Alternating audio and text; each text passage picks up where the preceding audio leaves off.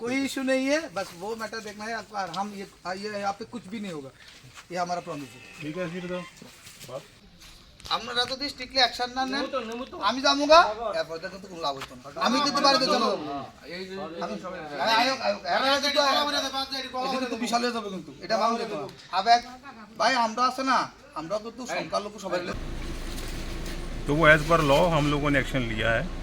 जो भी बात की है दोनों पार्टियां आपस में कंप्रोमाइज़ हो गया है और जो भी एज़ पर लॉ एक्शन होगा वो हम लोग प्रॉपर कार्रवाई करेंगे और फर्दर कोई यहाँ पे वायलेंस ना हो उसके लिए हम लोग यहाँ सिक्योरिटी लगा रहे हैं अच्छी तरह से और पूरा सिचुएशन अंडर कंट्रोल है, पीसफुल है।